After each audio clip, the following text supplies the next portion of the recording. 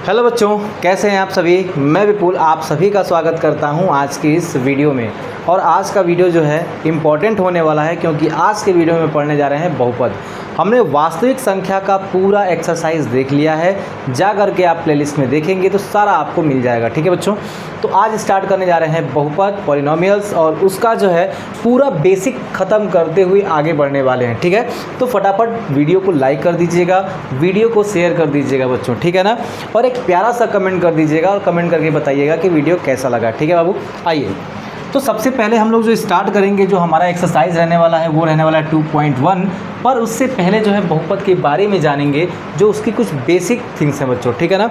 आइए यहाँ पे सबसे पहले हम यहाँ पे जब बहुपद की बात करते हैं तो इसमें बहुत सारे क्या होते हैं बेटा, चर होते हैं, कुछ अचर भी होते हैं, और उनका ही क्या होता है यहाँ पे जोड़ना घटाना या फिर गुणा भाग हम देखना है। ठीक है बच्चों, कैसे देखना है, ज़रा ध्यान से देखना है। बहुपद जो है बाबू ये होता है कई प्रकार के, ठीक है ना। जैसे कि अगर हम इसमें पहला मान लें तो एक होता है रैखिक बहुपद। ठीक है बाबू, रैखिक बहुपद, ठीक है बाबू, याद रखिएगा, ये सारा देखते हुए चलेंगे। रैखिक बहुपद।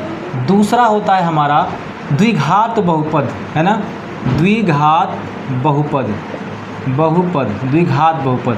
द्विघात बहुपद के बाद होता है त्रिघात बहुपद। ठीक है बाबू, त्रिघात बहुपद, ठीक है, बहुपद।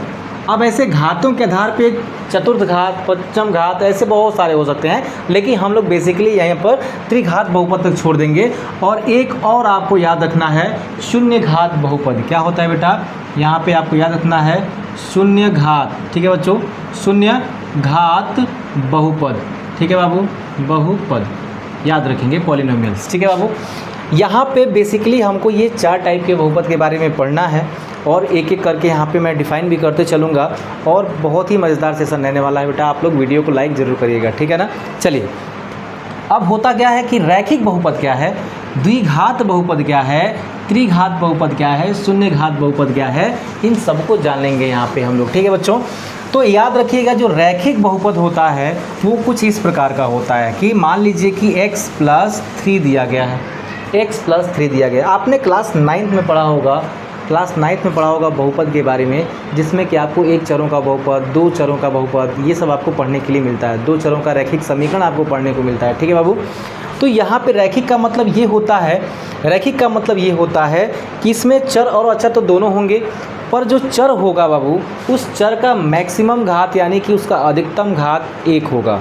जो भी चर दिया जाएगा रैखिक बहुपद के तहत, उसका मैक्सिमम घात यदि 1 है तो कहेंगे ये जो बहुपद होगा वो कैसा बहुपद है, वो जो है रैखिक बहुपद है। क्योंकि आप देखेंगे x यहाँ पे चर है और इसका जो है अधिकतम जो घात है वो क्या है आपका, वो 1 रहने वाली है। ठीक है बाबू, अधिकतम घात 1 रहने वाली है। ठीक है, अगर मैं कहूँ कि 3x+4 ये क्या है, ये भी एक बहुपद है, लेकिन कैसा बहुपद है, रैखिक बहुपद है। क्यों इसको रैखिक बहुपद कह रहे हैं, क्योंकि यहाँ पे x की जो घात है, यानी जहाँ जो चर का अधिकतम घात है वो 1 है, इसलिए इसको हम क्या कहेंगे, रैखिक बहुपद कहेंगे। ठीक है ना। हो सकता है कि ये ऐसे भी आ जाए 2x+3y+2 आ जाए, ऐसे करके भी आ सकता है। तो यहाँ पे भी क्या है, यहाँ पे जो भी यहाँ पे चर हैं उनका अधिकतम घात क्या होने वाला बेटा, यहाँ पे अधिकतम घात जो है वो 1 ही है। और जब भी अधिकतम घात 1 होता है तो हम लोग सीधे सीधे कह सकते हैं कि बाबू क्या है, ये जो है एक बहुपद है। किस प्रकार का बहुपद है, तो रैखिक बहुपद है। ठीक है ना।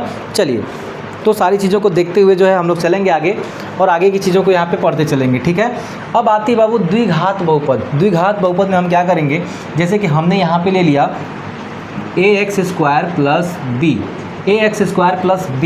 यहाँ पे a और b क्या है, अचर हैं, अचर हैं, कांस्टेंट हैं। यहाँ पे फिर x क्या है, यहाँ पे चर है बाबू। ठीक है ना। अब चर जो है, चर का जो है बेटा यहाँ पे स्क्वायर दिया गया है। अगर किसी भी चर का अधिकतम घात 2 होता है तो इस प्रकार के बहुपद को हम कहते हैं कि वो द्विघात बहुपद है। क्या बाबू, वे द्विघात बहुपद है। अगर यहाँ पे मैक्सिमम घात जो है आपका 2 है, तो आप देखेंगे x का मैक्सिमम घात कितना है, 2 है। बच्चों ज़रा ध्यान दीजिएगा यहाँ पे, अगर मैं कहूँ कि 3x² + 2x + 1 दिया गया है कहीं, है ना, तो हम कहेंगे ये कैसा बहुपद है। तो कहूँगा कि बच्चों एक बात बताओ, चर तो आपको यहाँ पे दिखाई दे ही रहे हैं, चर तो दिखाई दे रहा है x, लेकिन x का अधिकतम घात कितना आपको दिखाई दे रहा है, तो कहोगे सर 2 दिखाई दे रहा है। इसका मतलब ये क्या है, द्विघात बहुपद है, ठीक है ना। ये कैसा है, देखो तो हम बेसिक लेवल से बता रहा हूँ कि अगर एक ज़ीरो बच्चा भी है जो मैथ जीरो भी जानता है ना, वो भी यहाँ पे सारी चीज़ें अच्छे से सीख सकता है, ठीक है ना। बाकी जो 13 बच्चे हैं वो भी देखते चलेंगे यहाँ पे, ठीक है। चलिए अगर हम यहाँ पे कह देता हूँ, मैं यहाँ पे कह देता हूँ कि x² - 1 है, तो यहाँ पे जो आपका चर दिया गया है उसका मैक्सिमम घात कितना है, 2 है, उसका अधिकतम घात 2 है। इसका मतलब ये भी क्या है, आपका द्विघात बहुपद है, ठीक है ना। आइए त्रिघात बहुपद में अगर हम देखें तो ax³ प्लस यहाँ पे मैं कह दूँ b है, ax³ प्लस b है। यहाँ पे चर का अधिकतम घात कितना है, 3 है।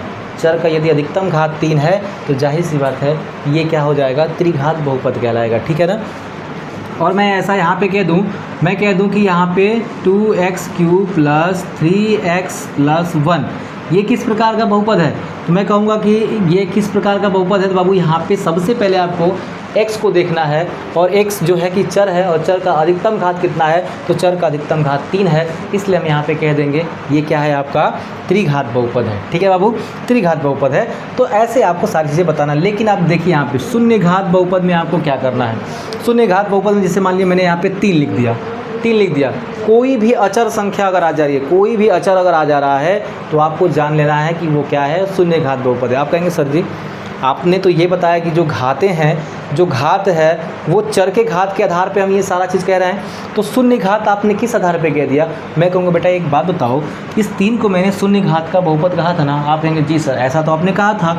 मैं कहूँगा बेटा इसको हम 1 लिख सकते हैं क्या। आप कहेंगे बिल्कुल सर 1 लिख सकते हैं इसको। फिर हम कहेंगे बेटा एक बात बताओ, हम जो इस 3 को ऐसे रन देते हैं और इस 1 को x के पावर 0 लिख सकते हैं क्या। आप कहेंगे सर ये कैसे हो गया। मैं कहूँगा कि किसी भी संख्या या किसी भी अक्षर के घात के रूप में अगर 0 आ गया तो टोटल की वैल्यू जो होती है वो 1 हो जाती है। यदि किसी भी अक्षर या किसी भी संख्या का घात अगर 0 है तो उसका पूरा वैल्यू क्या होता है, 1 होता है। तो इसीलिए मैंने 1 की जगह पे क्या मान लिया है, x के घात 0, y के घात 0, जो भी आप चर रखना चाहें उसके घात 0 ले लीजिएगा, ठीक है ना। यानी कि जब घात 0 है, अगर चर का घात 0 है तभी 1 आया होगा, ठीक है ना। इसलिए हम क्या कहते हैं, इसलिए हम इसको कहते हैं शून्य घात बहुपद। इसलिए इस 3 को क्या कहेंगे, शून्य घात बहुपद, क्योंकि जो भी चर होगा उसका घात क्या होगा, 0 होगा, तभी इसका वैल्यू क्या आएगा, तभी इसका वैल्यू 3 आएगा। जैसे मान लीजिए मैंने a रख लिया, और a क्या है, कोई एक अचर संख्या है। a क्या है बेटा, कोई अचर है। अगर ये अचर है तो हम कहेंगे क्या है, ये शून्य घात का बहुपद है। आप कहेंगे सर शून्य घात का बहुपद क्यों हो गया। मैं कहूँगा बेटा फिर से आप देखो ना, इसमें 1 छुपा है कि नहीं छुपा है। कहेंगे बिल्कुल सर छुपा है, a गुणे 1 बराबर a ही होता है। और इस 1 को ही हम क्या लिख सकते हैं, x के घात 0, है ना, क्योंकि x के घात 0 का मान ही 1 होता है, मान ही क्या होता है, 1 होता है। तो इसको हम कह सकते हैं ना, a × 1 बराबर a। आ गया कि नहीं, शून्य घात का बहुपद, शून्य घात का बहुपद हो गया। तो यहाँ पे जो है आपने देखा कि ये जितने टाइप के जो पॉलिनोमियल्स है, जो बहुपद हैं, मैंने आपको बताया। और ये बहुपद जो है आपको अपने दिमाग में रखना है।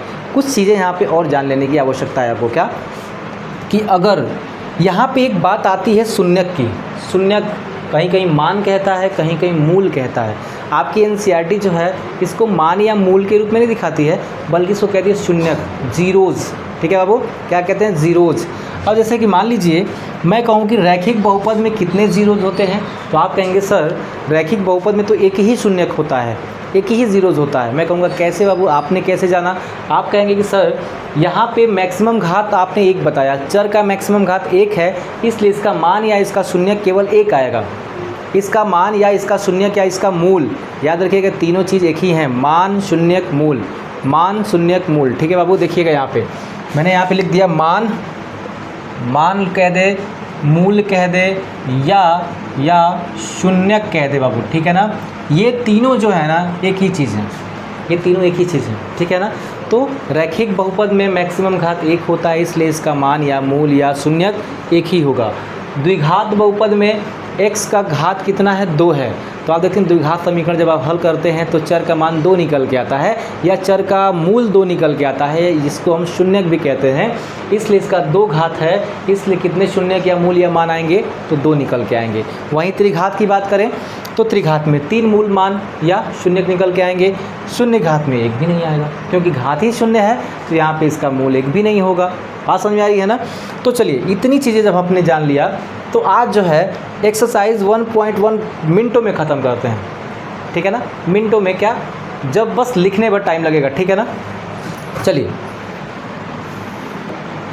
तो आइए यहाँ पे जो है इस एक्सरसाइज का पूरा क्वेश्चन मैंने एक ही बार ले लिया है। इस एक्सरसाइज में कुछ था ही नहीं, मतलब ये जो चैप्टर है, इस चैप्टर का जो आपका पहला एक्सरसाइज है, इसमें बहुत कुछ नहीं है, बस आपको समझना है। कंसेप्ट था, ये पूरा बेसिक वीडियो था, समझिए, ठीक है ना।